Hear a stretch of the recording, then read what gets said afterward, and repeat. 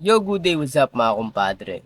So, ang bidyong ito patungkol sa mga iilang tao na may pinagdadaanan ngayon. So, kung ano mang problema man yan, so magkakaiba tayo ng pinagdadaanan ngayon, pero kung ano man yang sa'yo, panoorin mo tong video na to at baka makatulong to para kahit papano is malesing yung pakiramdam mo na yan. Dahil habang ginagawa ko tong video na to at maging sa mga oras na to, parehas tayo ng sitwasyon. So, meron din akong pinagdadaanan ngayon mga kumpadre. Pero dahil nandito ka sa video ko na to, so hayaan mong maramdaman mo at maramdaman ko yung sitwasyon na magkapareho tayo kahit magkaiba tayo ng problema. So malalim yan kumpadre at medyo nakakalito. Pero gusto kong tapusin mo tong video na to kumpadre para kahit papano is magbukas yung pag-iisip mo sa mga bagay-bagay. Bakit nangyari tong mga sitwasyon na kinaharap natin ngayon. So bago ang lahat, ako nga pala si Jonathan Talibong. So, 5 taon ng maniniyot or photographer sa industriya ng mga okasyon. At dito sa mga bidyong pinagagawa ko is ibinabahagi ko dito yung mga munting aral ko personal na maaari ding makatulong sa mga kapareho ko. Dahil naniniwala ako na lahat ng tao dito sa mundo may pagkakapareho sa sitwasyon. Basta gano'n. So isang malupit na kwento lang kumpadre, no. Few days ago na nagkaroon ng isang pagsubok na naman dito sa buhay ko. At itong pagsubok na to is may kinalaman sa aking trabaho, sa aking maliit na negosyo or serbisyo na meron ako, which is yung pagkuha ng mga litrato sa mga okasyon. So, nasa isang kasalan ako mga kumpadre, no? Dahil may isang tao na nagtiwala sa kakayahan natin para makakuha ng isang magandang larawan sa okasyon ng isang kasal. So, ganito na nga nangyari mga kumpadre. Nagtrabaho kami ng 12 oras or mahigit pa, no? Dahil ang okasyon na kasal is sobrang matrabaho niyan. So, bilang isang maniniyot or photographer at kasama ng buong team ko, na tagakuha ng larawan at video, trinabaho namin yan ng 12 oras. Mula preparasyon ng ikakasal, mula simbahan, at hanggang reception. Hanggang matapos ang okasyon na meron sila. Sa buong 12 oras na yan mga kumpadre. So, tinatrabaho namin yung bagay na yun para makapagbigay kami ng isang solid na memorabilia sa mga taong nagtiwala sa amin. Pero sa hindi inaasahang pangyayari mga kumpadre, no, na yung araw na yun, ang nag-hire sa amin is isang event supplier din. Or sila yung humahawak, or sila yung isang grupo ng coordination team, coordination management, or yung tinatawag na coordinator sa isang wedding na nag-hire sa amin. Ang araw na yung kumpadre is nag-shoot kami ng isang events. Pero yung kliyente is hindi direkta sa amin. So hinari kami ng isang event coordinator para mag-shoot sa kliyente nila. So, bali ang nangyari is business tie-up. Under kami ng isang events management para mag-shoot sa kliyente nila. Na yung kliyente nila is tinuturing din namin na kliyente namin. Ang pinagkaiba lang is hindi kami rekta sa kliyente na yon. Pagdating sa mga payment at any transaction is labas kami doon. Dahil ang usapan na yon is between clients and events management. Siyempre, magkaiba rin ang usapan namin as photo and video services between events management. So medyo magulo ba? So sa madaling salita is may middleman. At yun yung events management na nag-hire sa amin. So ganito na nga nangyari, no mga kumpadre. 12 hours kami nagtrabaho para sa isang kliyente nila. Mula madaling araw hanggang hapon. So okay naman at maayos naman yung flow ng kasal. Although walang perfect wedding, maraming instances na unexpectable during wedding. Hanggang matapos yung wedding event na yon is nanatili kami doon at nandoon na kami sa status na nag-aantay na lang kami ng payment na manggagaling doon sa events management na kumuha sa amin. Is ganito yung nangyari. So, sobrang napakabigat sa dibdib nito mga kumpadre. At maging sa mga oras na to na ginagawa ko tong video na to, is nakatatak sa akin to. Dahil nung araw na nangyari na yon at natapos na yung kasal na pinagtrabahuan namin ng 12 oras. At nang magbabayaran na, sinabihan ako ng isang head coordinators na nagkaroon ng conflict sa isang payment between client and coordinator. So, syempre, bilang professional, no, at bilang makatao, we need a little bit patience dahil nangyayari naman talaga yung instances na yon. So, nag-ask si coordinator sa amin na kung pwedeng maantay namin sila ng mga ilang minutes habang hindi pa tapos yung settlement with client.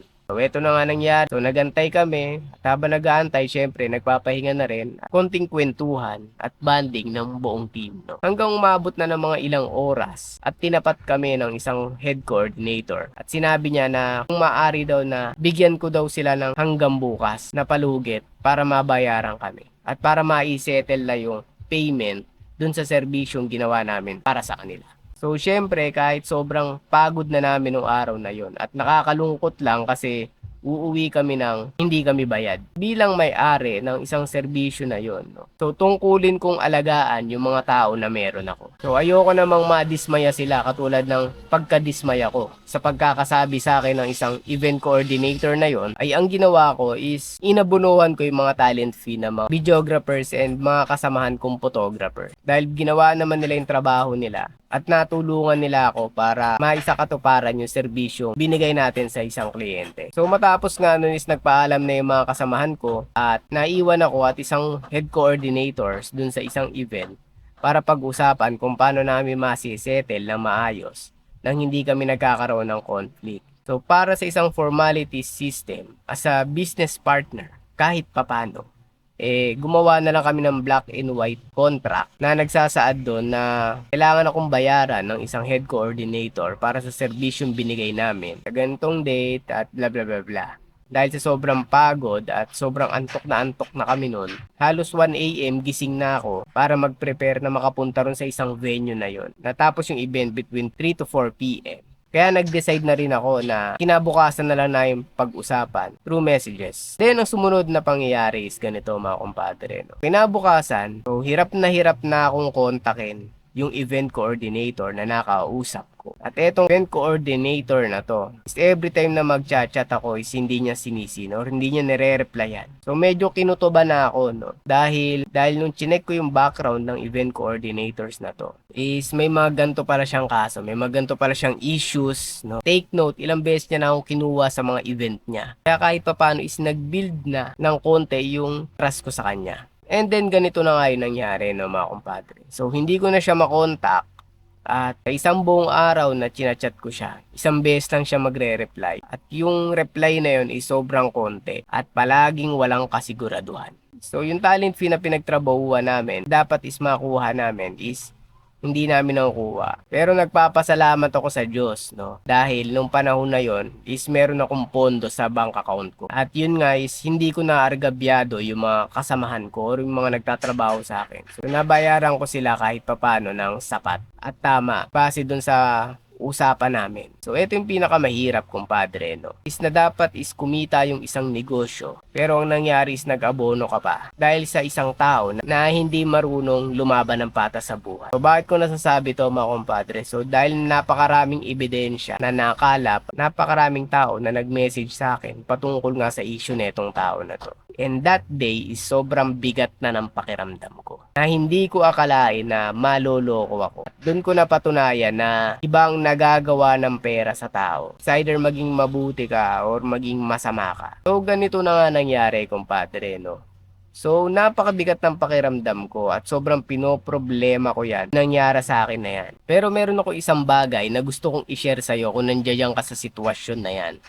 Yung sitwasyon na sobrang bigat at punong-puno ng pag-aalala, panghihinayang, kabiguan na meron ka ngayong araw na to. At etong aral na i-share ko sa iyo, kumpadre, ay ito yung mag-move on ka ng malupit. So sobrang hirap niyan, kumpadre. Parang madali lang dahil nasasabi ko ngayon. Pero sobrang hirap niyan. At naiintindihan ko yung sitwasyon mo ngayon. At yung nararamdaman mo ngayon. Pero kailangan mong isipin, kumpadre, na kung ngayon is na yung bigat na nararamdaman mo, madodoble yan. Kapag hindi mo inalagaan o hindi mo pinrotektahan yung sarili mo ngayon. O magulo ba, kumpadre? So ipapaintindi ko ng malupit sa ito, kumpadre. So kung naloko ka ngayon, kumpadre, ang the best mong gawin, kumpadre, trabahuhin pa rin yung mga dapat trabahuhin. At kailangan mong ituon yung utak mo sa ibang bagay para makalimutan yan. So hindi ko sinasabing hindi mo habulin yan. Kailangan mong habulin at trabahuhin pa rin yan. Pero make sure lang din na hindi maapektuhan yung productivity mo sa araw na yan or yung buhay mo sa araw-araw habang pinagdadaanan yung problemang yan. Kailangan magpatuloy sa buhay regardless kung may mapala ka man dyan or hindi. Basta importante, naghahabol ka, pero nagmo-move forward ka pa rin. So, sa case ko, kumpadre, no, habang pinagdadaanan ko ngayon to, is na-realize ko na kailangan ko pa rin mag-exercise or magtrabaho, i-check yung mga kailangan kong gawin nang hindi ko masyadong iniisip yung problema na yan. At sa sitwasyon ko na yon, kumpadre, is pera ang problema ko. Kaya ang laging sinasabi ko sa utak ko is pera lang yan. Kailangan kong mag-move forward at ay panalo tong araw na to para kahit papano is hindi 100% natalo ako. So sana nagigets mo, kumpadre. So ang ibig sabihin ng lahat ng to, kumpadre, is kung natalo ka ng isang araw at nabigo ka ng isang araw, huwag mong hayaan na maapektuhan ka sa mga susunod na araw habang nagmo-move on ka pala. Dahil sobrang talong-talo ka dyan, kumpadre, na kung may pinagdadaanan ka ngayon at dinadala mo yan araw-araw habang hindi pa nasusolusyonan. So ang daming araw at oras ang nasayang mo para lang sa problemang yan. So magkakaiba tayo ng problema, kumpadre. Pero itong pinagsasabi ko is applicable to kung ang problema mo is patungkol sa pera. So kung ganyan man yung problema mo, na halos magkaparehas tayo at palaging problema na lang ang pera, is ito yung malupit na advice para sa'yo. Dahil maging sa mga oras na to, kumpadre, is dinadala ko to, sitwasyon at problema na to. Pero hindi ko hinahayaan mawala yung pagiging productivity ko kada araw na lumilipas habang hindi pa nare-resolve tong problemang to. Dahil ang problemang pera, kumpadre, is hindi worth it kung pati oras at maging katawan mo is nasasaalang-alang na dahil sa problemang yan. So hindi worth it yon para kang madodouble dead sa pangyayaring yan. So naiintindihan ko meron kang pinagdadaanan ngayon. Pero please, kumpadre, wag mong hayaang lamunin yung buong pagkatao mo ng problema na yan habang di pa nare-resolve. Ang the best na gawin mo, trabahuin pa rin yan. Trabahuin pa rin step by step kung paano mare-resolve yan. At the same time, is trabahuin pa rin yung mga dapat trabahuin para sa mga susunod na araw. Kung dati is sobrang sigla mo kumain at dahil ngayon may problema is di ka makakain ng maayos, so kailangan mong isipin yung katawan mo, yung katawan natin, na ito yung pinakapuhunan ng lahat. Na yung pera is mababalik lang. Although masakit, kasi pinaghirapan mo yan. Pero, ang mas matindi dyan, kung nagkasakit ka dahil sa problema na yan. So wag mong hayaan maging ganun. Tipo ng tao na naloko ng ibang tao, pareho ko. So ipakita natin na chill pa rin tayo sa mga pangyayari. Na dapat is hindi tayo naapektuhan yan. Kahit kaape-apekto man yan sa buhay natin. Ang importante is lumalaban pa rin tayo ng patas. Habang tinutugis natin yung mga yan, is nagmo-move forward pa rin tayo sa buhay. Nagagawa pa rin natin yung mga responsibilidad na meron tayo. Kailangan nating i-program na yung utak natin sa ganyang problema para kahit anumang problema ang dumating sa atin, lalo na pag-usaping pera, is basic na lang sa atin. So itong pangyayari sa akin ngayon, kumpadre, is sobrang nagsimot ng pinag-ipunan ko dahil sa problema na yan. Pero kailangan ko mag-move forward at trabahuin pa rin yung mga bagay-bagay. Mangyari man o wala sa paghahabol ko is nakapag-build na ako ng magandang pangyayari sa buhay ko ulit. So kaya kung nandiyan ka sa sitwasyon na yan, so sabayan mo ako ngayon at trabahuin pa rin natin ng solid yung mga bagay-bagay na meron tayo. Walang masama mag-habol, kumpadre. At maganda yan para sa mga taong malalakas ang loob mang argabyado ng ibang tao. Pero make sure lang natin na umaabante pa rin tayo para sa kanya-kanya nating pangarap sa buhay. Para sa'yo din to, kumpadre. So kailangan i-program na natin yung utak na meron tayo. Practicein na yung utak natin na kapag dumadating tayo sa problemang ganito is nakakagalaw pa rin tayo at hindi tayo nai-stroke dyan sa problema na yan. Na maaari nating gawin, kumpadre, pag nandiyan na tayo sa sitwasyon na yan. So kaya ginawa ko tong video na to, kumpadre. Dahil sigurado ako na hindi lang ako yung nandito sa sitwasyon na to. Dahil halos lahat tayo is may pagkakapareho. Kung napanood mo tong video na to at umabot ka hanggang dito sa minuto na to, ibig sabihin lang yan is pagkapares tayo ng sitwasyon. So kung yung mga taong nangaargabyado or sanay mga argabyado is masaya sa ginagawa nila, talunin natin yung mga yan. So dapat mas masaya tayo kahit parang feeling natin is naargabyado tayo or naloko tayo. Dahil kung tutusin, mas masarap pa rin mabuhay nang wala kang inaargabyado at nakakagalaw ka ng maluwag kaysa sa mga tao na yan. So wag mong hayaan, kumpadre, na lugmukin ka ng problema na yan, lalo na pag usaping pera. So sobrang nakaka-stress man yan. So magkakaiba tayo ng problema, pero isipin mo na sa lawak ng mundo, nasa laylayin tayo ng sitwasyon. Trabahuin na natin yung problema na yan na once na nandiyan ulit tayo sa mga susunod na kabanata ng buhay natin, isang araw lang tayo mabobroken hearted, kinabukasan palag-palag na ulit.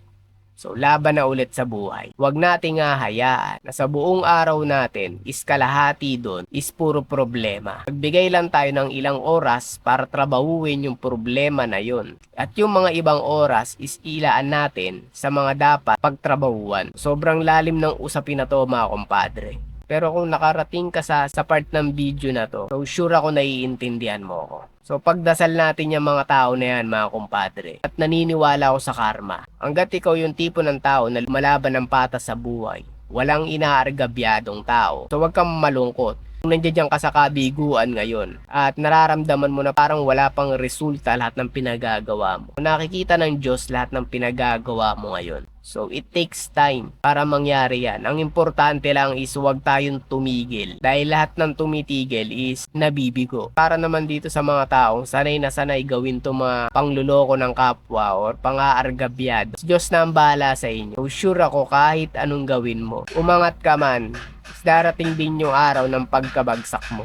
Dahil bilog ang mundo. Yun lang naman mga kumpadre, no? So, salamat sa panonood ng malupit dito sa video na to. Sana habang nagsasalita ako dito sa harapan mo, so nagka-connect yung puso natin at yung utak natin na sa simpleng video na to is nagkaroon ng konting liwanag dyan sa utak mo. So, muli, ako nga pala si Jonathan Talibong at kung bakit ako gumagawa ng mga bidyong ganito, para kahit papano is magkaroon tayo ng mabuting ambag dito sa social media na mapapanood ng mga tao at ng mga susunod na henerasyon. Bago ang lahat, kumpadre, hayaan mong i-promote ko tong munting serbisyo na meron ako. So, eto pa lang yung pinagkakitaan ko ngayon para ma-sustain ko yung pangangailangan ng pamilyang meron ako. So, kung may mga kaibigan kayo na malapit ng ikasal at nangangailangan ng isang supplier para sa mga events nila, so, pwede kayo magpakonsulta dyan at makapagbigay kami ng mga recommended co-suppliers para sa pinakamahalagang okasyon ng buhay nyo.